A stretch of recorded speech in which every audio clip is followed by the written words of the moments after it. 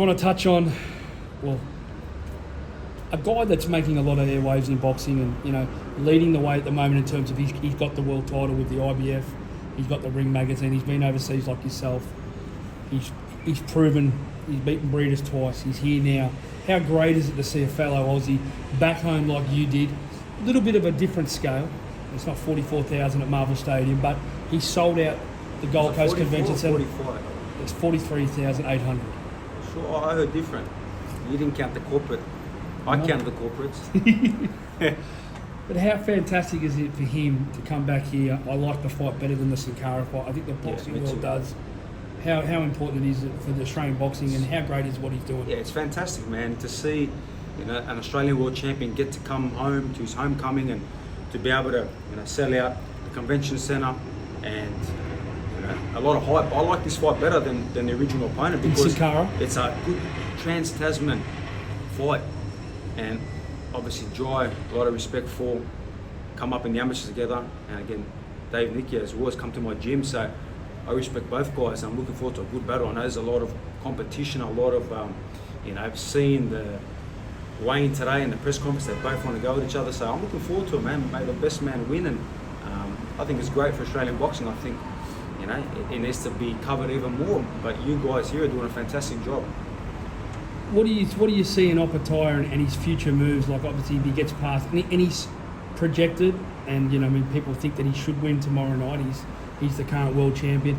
They talk about this Zurdo Ramirez, they talk about Usyk and all that. How far do you see Jai going? Does he unify the belts in the cruiserweight division and then obviously step up to heavyweight later? What would you like to see him do? Yeah, I think the main goal would be trying to unify and try to get all these champions and take obviously the belts.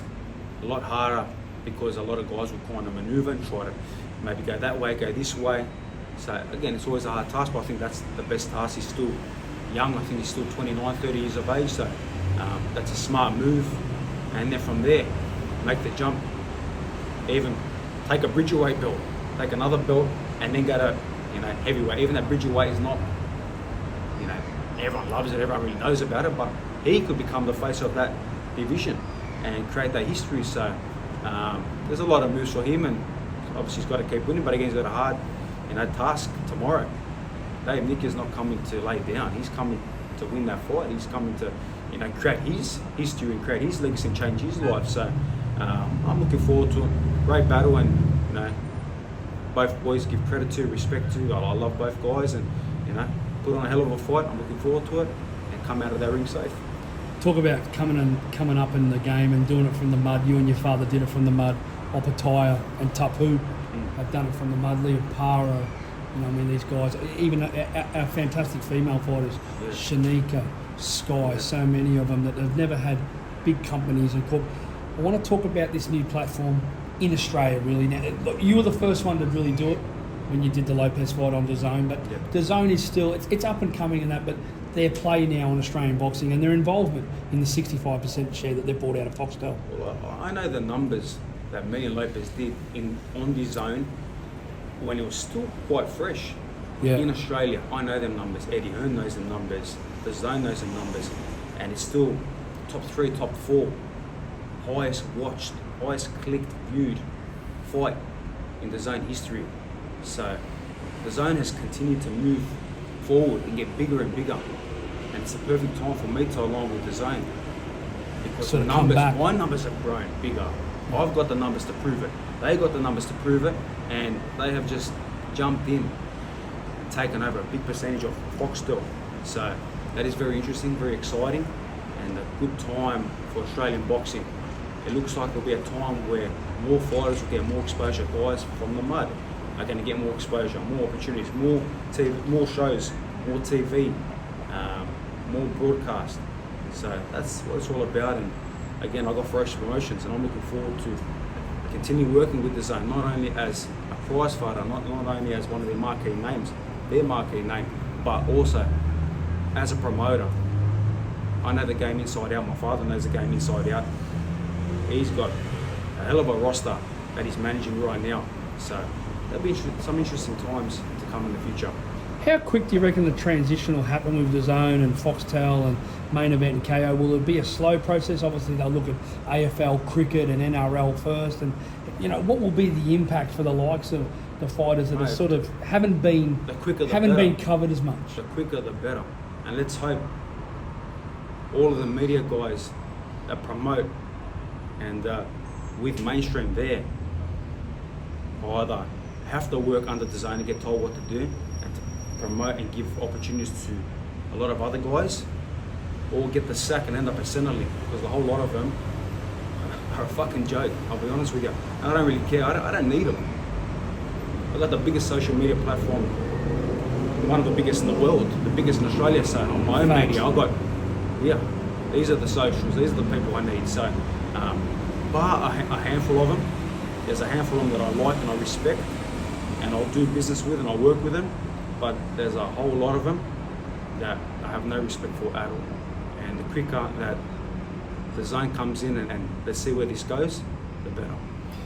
When you look at some of the stuff that's put out now with the Zone and what they want to do, and the subscription, Turkey's talking about bringing the subscriptions down. There's a lot of moving parts in the world of boxing now. It's harder to do pay-per-view, it's harder to put it on TV, it's harder. Is the Zone is it one that you can see lasting for the next 20 years? The stream factor, it will be the way and the only way that we'll watch boxing? I think so. I think the way things are going, the younger generation, they all are on the phone. They're all on, socials. So it's a social app. It's an app that's so easy to get onto and watch on your TV and link it to your phone, and wherever you want to watch it, you can do it. So I think as the progression of the generation continues to, get up into that age, they're going to be jumping on it. So I think it's a great move, and you see how they continue to do leaps and bounds. And again, price points are sometimes expensive for pay-per-views. We've seen it. You got domestic guys charging $70 for a domestic show, but then you got a world title fight getting charged $40 tomorrow. That's beautiful. And you know what, I'm not greedy. When I fight, leave the price point lower. Why would I want to sit there and push $60, $70, $80? Leave it, unless it's a big fight. Unless it's a, Kambosos, Lomachenko like it was. Yeah, it's deserving. Levels. The guys want to get paid. There's a big card. It takes a lot of infrastructure and production. So yes, it makes sense. But as things progress and the Zone continues to move forward, that price point is nice. And I'm looking forward to, tomorrow. Obviously I'm there live, but I know the production will be fantastic, and I know that the price point gives more exposure to people to watch. It's a tough time. Times are tough. So, let's not destroy the market. Let's keep building the market up. Last year was a difficult year for Australian boxing, you know what I mean? And just before the end of the year, obviously Liam Paro lost his world title, you know what I mean? You're in a different level fight. Lomachenko was a very, very, very high A+ level. Unfortunately, you lost that fight. Tim Tszyu was beaten twice last year. Opetaia won and kept the ball rolling. I want to talk about this Tszyu thing now and talk about his redemption. Eddie Hearn spoke about the grand jury. The jury's out on Tszyu. He doesn't think he's world level, or he's not world class high level, I feel that he could be, but we don't know. What are your thoughts on what happened? I don't think I've had a chance to speak to you about the Buckram murders, Liv. I'm going to be honest, absolute demolition in Orlando, and it was never competitive for 10 seconds. Can Tim Tszyu come back from that, and what's the next step for him? Yeah, look, man, the guy that he fought, the Chechen that he fought, these Chechens are bloody hard, boss. I'm trying to look inside the penthouse and see where the other one is, because there's a real bad one, light heavyweight, top. This one's worse than Buckram, he's worse than Buckram. So he just come off a massive win in Chechnya. Where is he? Knocked out undefeated Cuban, 3 rounds. Oh yes. And he'll be on my undercard as well. So he's moving nicely. Number 6 in the world, number 6 in the IBF. So he's doing well, man. So these Chechens are dangerous guys, and you never disrespect anyone. You never make in front of somebody, and that's what happened. We saw what happened, but again, I'm not going to disrespect him. No. He's a warrior, he's a fighter. He goes in there and gives his best, and even when he was knocked down 3, 4, 5 times, 6 times, he kept getting up and kept trying to, you could see he was not going to win the fight. It was just a matter of time of when he's going to get taken out. But he still, in his heart, was trying. So you got to respect that. I've grown up with Tim. You got to respect that. But where does he go? That's up to him.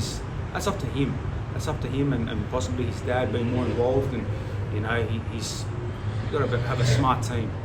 The way things worked out, you got to look and maybe change a few things. But we'll see. Has it been exposed like Eddie said? Is the jury out on him? Yeah, I said something about the jury's out. Possibly. But you never count out a fighter. But have to wait and see. George, I've been around with you for so many fights here, overseas, back here, overseas. You've done probably the biggest fight here since Pacquiao against Devin Haney in Marvel Stadium. You're very good at blocking out the noise. When I talk about Tim, did Tim get a little bit sucked into this propaganda, this monopolisation of people and media and stories and bedtime stories and Fugazi stories, which I know it's great for selling newspapers, but really some of us now don't believe it. We don't think it's real. Do you think Tim gets away from that and goes, stop? Like I said, stop running these stories. Like my tweet, like I said straight after the fight, mainstream media, it's your fault. And still, they're going on about it. But they got to promote it though. Of course, they got to promote it. But did Tim believe it, George? I think so. I think he started to really fall into the trap, and it happens. It happens. In that first Haney fight, I was the promoter. I was getting, revenue from everywhere.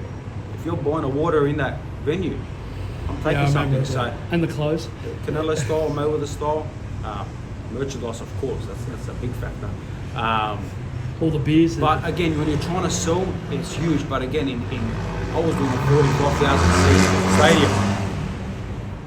Tim was fighting in Orlando in a small little venue, so his focus should have been on one guy.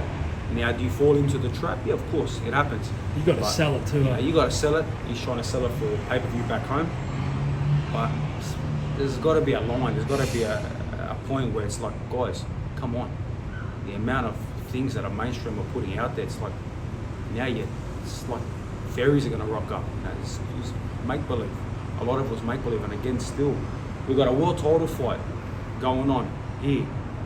Big fight. Trans-Tasman. Australia versus New Zealand. And they say nothing. I look in the paper every day. What's going on? Nothing. You look online.